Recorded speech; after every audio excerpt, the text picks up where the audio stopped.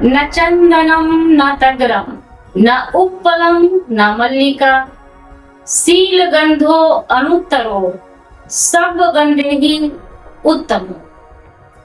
अर्थात चंदन, तगर या चमेली की खुशबू हवा के विपरीत नहीं जाती, लेकिन एक सदाचारी व्यक्ति की खुशबू चारों दिशाओं में फैलती है। नमो बुद्धाय, ये बुद्ध का उपदेश है। नमस्कार साथियों, मैं हूँ मनु शांति प्रिया और आप देख रहे हैं अंतर्दृष्टि विचारों का संगम। बुद्ध पूर्णिमा के अवसर पर आज के विशेष अंक में आप सभी का स्वागत करती हूँ। आज बुद्ध पूर्णिमा के दिन विचारों की ये चांदनी हमारे आसमान में ही नहीं, हमारे जहन में, हमारे जमीर में, मन में, मस्तिष्क में और व्यक्तित्व में भी उतरनी चाहिए। सादर नमस्कार साथियों, मैं हूं अष्टभुजा सिंह। सत्य की राह पर चलते हुए कोई व्यक्ति सिर्फ दो ही गलतियां कर सकता है, या तो वह पूरा रास्ता तय नहीं करता या फिर शुरुआत ही नहीं करता। बिल्कुल। सादर नमस्कार साथियों, आप सभी लोगों का स्वागत है हमारे इस चर्चा में, अंतर्दृष्टि विचारों के संगम में। एक जिज्ञासु और देश का नागरिक होने के नाते आज इस मंच पर मनु जी के साथ बैठकर मैं बुद्ध पूर्णिमा को महज एक प्रतिमा के रूप में नहीं बल्कि एक प्रज्ञा अर्थात विजडम के रूप में टटोलने की कोशिश करूंगा और विभिन्न आयामों और पक्षों को जानने और देखने की कोशिश करूंगा। और हमारी आज की यह चर्चा और पॉडकास्ट में यह डिस्कशन उन तमाम जटिल सवालों और जीवन की सच्चाइयों के नाम है जो एक आम आदमी के मन में और बेबस बेरोजगार युवा के दिलो दिमाग में कौंधता है और अशांति का रूप लेकर के तैरता रहता है। और उन नीतियों के नाम है जो करुणा और संवेदना के बिना अधूरी है। बिल्कुल सर, आज हम बुद्ध के सिद्धांतों से लेकर उनके जीवनचर्या का एक महत्वपूर्ण अवलोकन करेंगे और जानेंगे कि बुद्ध से हम क्या सीख सकते हैं और वर्तमान समय में वो प्रत्येक व्यक्ति के लिए किस तरह से प्रासंगिक है। साथियों, जैसा कि आप सभी जानते हैं कि आज बुद्ध पूर्णिमा है और आज ही के दिन बुद्ध, जो कि जिनका नाम सिद्धार्थ गौतम था, उनका जन्म हुआ था और आज ही के दिन उनको बोधिसत्व भी प्राप्त हुआ था। तो आज का दिन बहुत महत्वपूर्ण है। उन तमाम उनके जीवन से क्या सीखना है और उन सभी घटनाओं के लिए जिसने उनके युग को अद्वितीय बना दिया। आज हम जब देखते हैं कि हमारे चारों तरफ अशांति है, तब बुद्ध बहुत ही प्रासंगिक हो जाते हैं।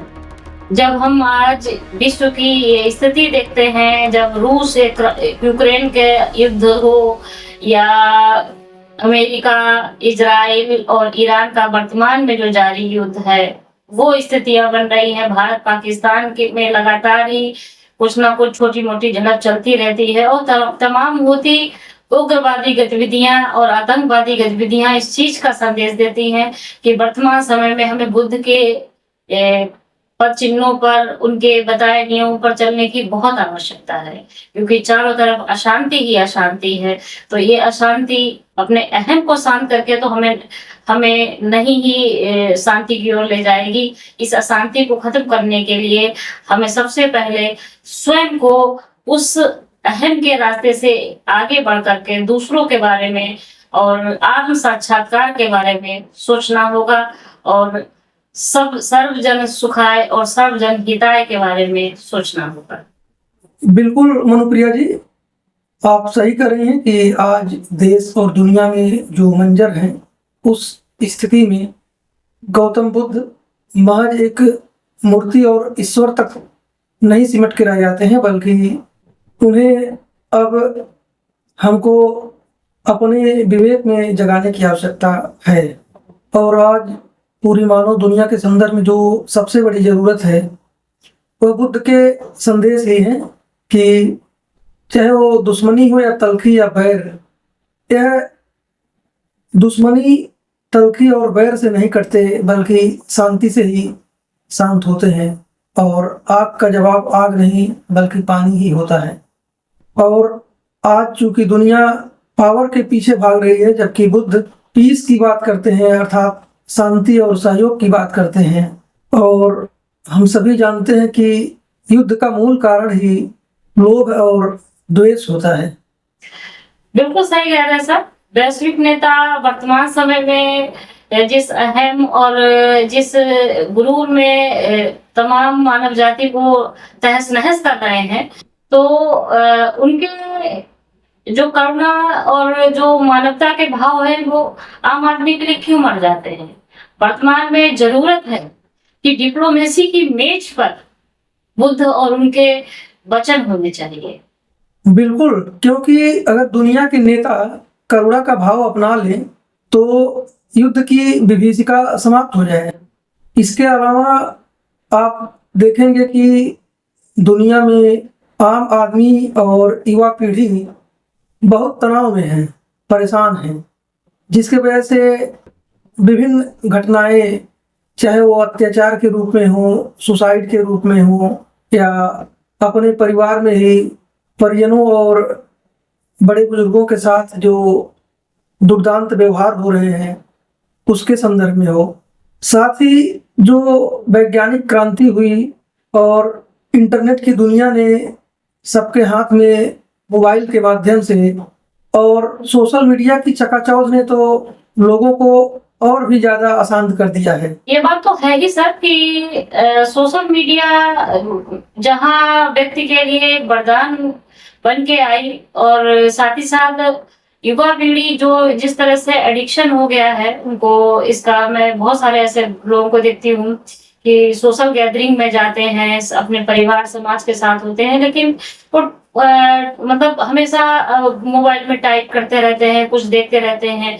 ये जो लोगों के बीच बैठकर भी जो लोग मोबाइल चलाते रहते हैं, ये मानसिक रूप से विक्षिप्तता की स्थिति में पहुंच चुके लोग हैं, क्योंकि मोबाइल की लत इस तरह से उनके अंदर हावी हो चुकी है जो उनके दिनचर्या और आम जीवन को कहते हैं बहुत ही बुरी तरह से प्रभावित कर चुकी है। तो इस तरह की स्थिति में सर हमारे बुद्ध बहुत ही क्या कहना चाहिए, प्रासंगिक हैं, क्योंकि मध्यम मार्ग जो उन्होंने दिया था, जो उनका सिद्धांत था मध्यम मार्ग, वर्तमान समय में, क्योंकि आप अगर ये सोचें कि आप इंटरनेट से, सोशल मीडिया से कट करके रह करके आप सरवाइव कर जाएंगे, आप जी तो जाएंगे, लेकिन आप जीवन में कुछ अचीवमेंट कर पाएंगे, कुछ बड़े लक्ष्यों को प्राप्त कर पाएंगे, वो संभव नहीं है। क्योंकि अब चूंकि डिजिटलीकरण के युग में सारी चीजें डिजिटली की जा रही हैं, सारे माध्यम, पेमेंट हो गया या ऑनलाइन आप स्टडी के लिए ले लीजिए, पढ़ाई लिखाई हो गई, कुछ भी क्षेत्र है तो आपको नेट का सहारा लेना पड़ता है। हमारे जो भी युवा वर्ग हैं उनको मैं ये कहूंगी एक शिक्षिका के तौर पे कि उनको बुद्ध का मध्यम मार्ग अवश्य अपनाना चाहिए। और बुद्ध का मध्यम मार्ग आप इसको कैसे समझेंगे, इसको ऐसे समझिए, मध्यम मार्ग क्या है? Digital detox. मान लीजिए दिन भर की आपाधापी के बीच आप दिन भर व्यस्त हैं, सारे कामों में व्यस्त हैं, तो उस समय अपने लिए केवल 10 मिनट प्रतिदिन, केवल अपने लिए 10 मिनट ऐसे निकालिए जिसमें आप केवल अपने सांसों को आते हुए और जाते हुए सिर्फ उनके अपने सांसों पे ध्यान करें। और दूसरी चीज जो उन्होंने कहा था कि बीच का मार्ग क्या होता है, कि ये नहीं होना चाहिए कि आप अति कर देंगे, मोबाइल का बिल्कुल बंद कर दें, कट जाए सबसे, ऐसा भी नहीं है। और ये भी नहीं कि आप अति कर दें चलाने में। तो मध्यम मार्ग क्या हुआ? मध्यम मार्ग यही हुआ कि आप मान लीजिए अपने लिए 10 मिनट आपने निकाले तो सांसों पे प्रयोग किया। और दूसरी चीज, आप जो काम कर रहे हैं, अगर आप भोजन कर रहे हैं तो केवल भोजन करिए। भोजन के साथ में जो मोबाइल देखने की आदत है या टीवी देखने की आदत है, जो भी काम करने की आदत है, उसको नहीं करना है। अगर आप टहल रहे हैं तो केवल टहलिए, अगर आप बात कर रहे हैं तो केवल बात करिए, मतलब कंसंट्रेशन। इससे आपका जो है नियंत्रण स्वयं को नियंत्रण करने की क्षमता और स्वयं को बेहतर व्यक्तित्व की ओर ले जाने की जो क्षमता होती है वो विकसित होती है आपकी। बिल्कुल मनुप्रिया जी, क्योंकि बुद्ध ने कहा ही था कि वीणा के तार को इतना मत टाइट कर दीजिए कि वो टूट जाए, और उसको इतना ढीला भी मत छोड़ दीजिए कि उससे आवाज ही ना निकले। सही कह रहे हैं आप, सम्यक सती में इसी उदाहरण को शामिल किया गया है। जबकि आज का अधिकांश युवा तो इंटरनेट और मोबाइल की दुनिया में इस कदर खो गया है कि वह खुद को भूल गया है, रिश्तों को भूल गया है और दिखावे की दुनिया में जी रहा है।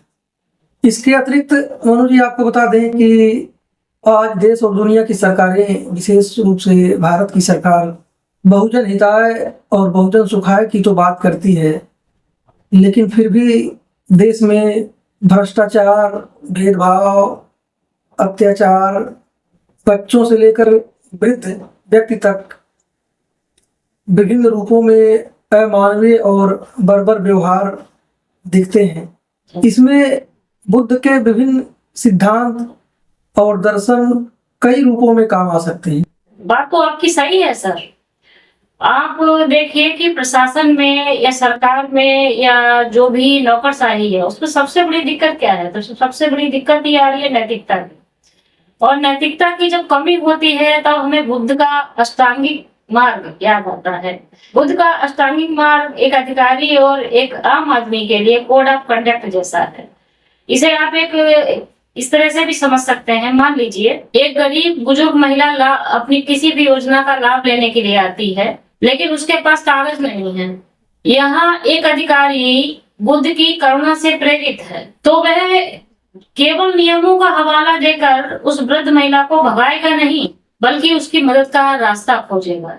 लेकिन होता क्या है कि अगर करुणा, दया, इंसाफ, ईमानदारी जैसे शब्द केवल शब्द हैं अगर, तो आमतौर पे नौकरशाही उनको लॉज का हवाला देकर के अपनी जिम्मेदारी से मुंह मोड़ लेते हैं, जो कि नहीं होना चाहिए।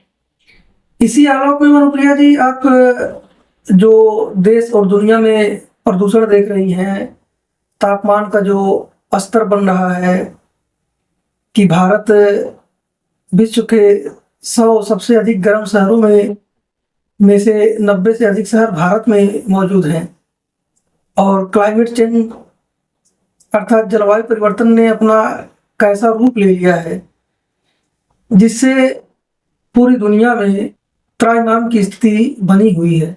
और मनुष्य और पर्यावरण तथा जलवायु परिवर्तन के संदर्भ में भी बुद्ध का जीवन दर्शन बहुत ही अनुकरणीय रहा है, क्योंकि उन्होंने अपने सगे साथियों और भिक्षुओं को साफ निर्देश दिया था कि न तो पेड़ काटना है और न पानी को गंदा करना है।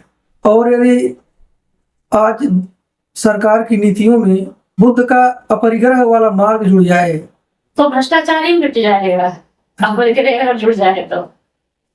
क्योंकि इससे अनावश्यक संचय और लालच का भाव कम हो जाएगा या समाप्त हो जाएगा।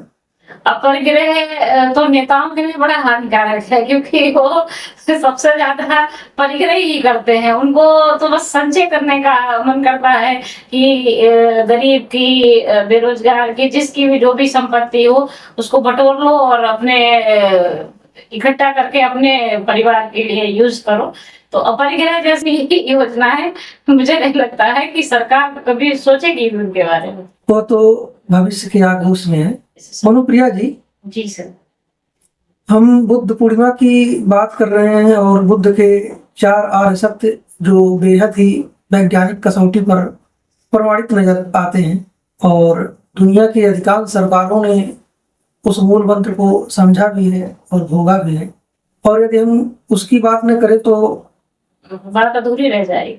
बिल्कुल, मुझे तो उनके 4 आर्य सत्य बेहद तार्किक नजर आते हैं। जैसा कि आप जानती हैं कि उनके 4 आर्य सत्यों में पहला यही था कि चारों तरफ दुख है, दुख का कारण है और दुख का निवारण भी था, और निवारण का मार्ग भी है।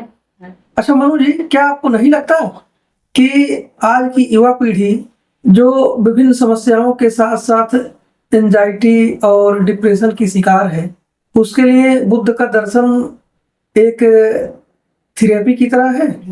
निश्चित रूप से बिल्कुल एक थेरेपी की तरह ही है, क्योंकि उन्होंने उन चारों शक्तियों को एक क्रमिक रूप में क्यों कहा कि मान लीजिए कोई भी आपके जीवन में घटना हो रही है, उसके पीछे कारण भी है। उस घटना को सॉल्व कर, जो घटना घटित हो गई है या घटित होने वाली है, तो उसके निवारण के कारण भी है और निवारण के मार्ग भी होते हैं, भले ही कठिन हो। तो ये एक पूरी श्रृंखला के रूप में उन्होंने इस चीज को कहा है, क्योंकि जब उन्होंने सिद्धार्थ के रूप में महल छोड़ा था, तो वह पलायन नहीं था, उनके सत्य की खोज थी। उन्होंने हमें सिखाया कि अपनी समस्याओं का दोष दूसरे पे मरने की बजाय स्वयं के अंदर झांकें कि क्या समस्या है। अगर कोई भी आपके जीवन में घटना घटित हो रही है, कोई भी व्यक्ति हुआ, उसको हमेशा ये ध्यान रखना चाहिए कि अगर कोई भी घटना घटित हो रही है तो इसका कारण क्या है। अपने अंदर देखें कि अपने को सेंटर में रखें कि मैं इस घटना के लिए किस तरह से उत्तरदायी। और जब आप इस तरह से सोचना शुरू करेंगे, शुरू में व्यक्ति को अपने आप को प्रोटेक्टिव बनाने की चूंकि शुरू से आदत पड़ी हुई होती है, हम स्वयं को दोष देना थोड़ा कम पसंद करते हैं, लेकिन शुरू में थोड़ी दिक्कत होगी। लेकिन जैसे जैसे आप इसका अभ्यास करते जाएंगे तो आपको आने वाले समय में ये स्पष्ट हो जाएगा कि आपके जीवन में कोई भी दुख, कोई भी घटना, कोई भी परिस्थिति आ रही है तो उसमें आपका सहयोग, आपका योगदान किस तरह से है। बिल्कुल मनुप्रिया जी, और यह जो उनका बहुत ही महत्वपूर्ण दर्शन है कि आत्मदीपो भव, अर्थात अपना दीप खुद बनिए। बिल्कुल। दोष को, समस्याओं को दूसरों पर मढ़ने के बजाय या उसका हमेशा एक्सक्यूज देने के बजाय समाधान खुद निकालने का प्रयास करें, क्योंकि दुनिया में सबको अपने हिस्से का करना पड़ता है। हालांकि बुद्ध के जो चारों आर्य सत्य हैं और आत्मदीपो भव की बात है, इसमें आदर्श के तत्व ज्यादा हैं, और वर्तमान दुनिया में यथार्थ के तत्व की कसौटी पर देखें तो उस पर प्रश्न लगाए जा सकते हैं, जैसा कि डॉक्टर भीमराव अंबेडकर जी ने लगाया भी था। जैसे एक संकेत मैं आपको दे दूं कि अगर उन्होंने कहा कि चारों तरफ दुख है, तो यह बात थोड़ा सा सोचने पर लोगों को मजबूर तो जरूर करेगा कि चारों तरफ दुख कैसे हो सकता है। हालांकि वह बात दर्शन के बहुत ही गहराई वाले बिंदु पर जाकर के है। हाँ, लेकिन कुछ जो आश्चर्यचकित करने वाली घटनाएं हैं जो आज दुनिया में घटती हैं, चाहे वो छुआछूत के रूप में हो, जातिवाद के रूप में हो, धार्मिक आडंबर और विभिन्न कुरीतियों के रूप में हो, चाहे वो महिलाओं और बच्चियों के साथ बर्बर व्यवहार के रूप में हो। सही कह रहे हैं सर आप। मतलब बुद्ध ने 2500 साल से पहले इस चीज को अपने संघ में और उस समानता को उन्होंने लाके दिखा दिया था, जिसके लिए हम इतने समय से लड़ रहे हैं। देश की आधी आबादी, मतलब 50% महिलाएं हैं, वो अभी भी उस समानता के लिए, उस बराबरी के लिए, उस हक के लिए लड़ रही हैं। और उस हक में बहुत सारी ऐसी हमारी बहनें, बच्चियां हैं जो जिन्होंने ना चाहते हुए भी ऐसे रास्तों को अपना लिया है, जो जिस रास्ते से निकल के आई थी उसी रास्ते में चली गई। तो समानता पहनावे से नहीं होनी चाहिए, समानता दिखावे से नहीं होनी चाहिए, समानता विचारों के स्तर पे होनी चाहिए, समानता व्यक्तित्व के स्तर पे होनी चाहिए।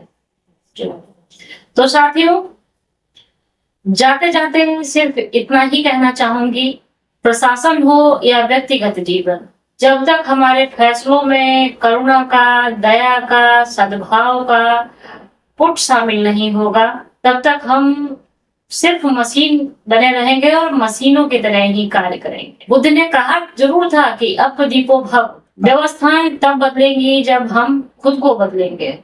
आज की रात पूर्णिमा पे आप भी ये संकल्प लीजिए कि हम अपने अंदर के अंधेरे को खत्म करने का भरसक प्रयास करेंगे और कम से कम दूसरों के दुख को समानुभूति ना सही सहानुभूति के स्तर तक समझने का प्रयास करेंगे।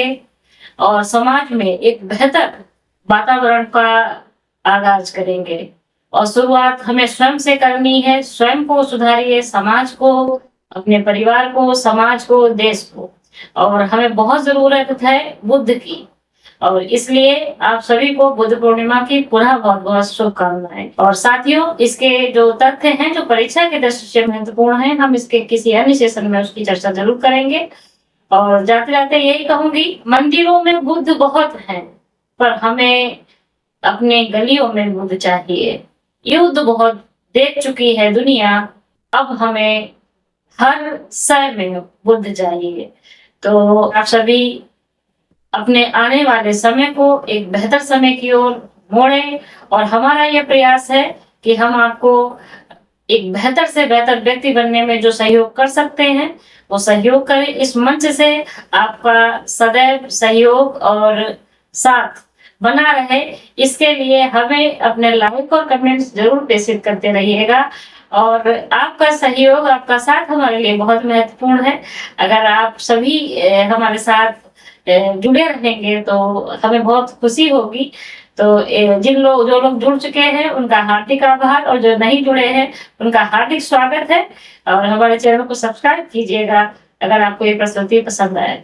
तो लेते हैं आपसे इजाजत, तब तक के लिए नमस्कार साथियों।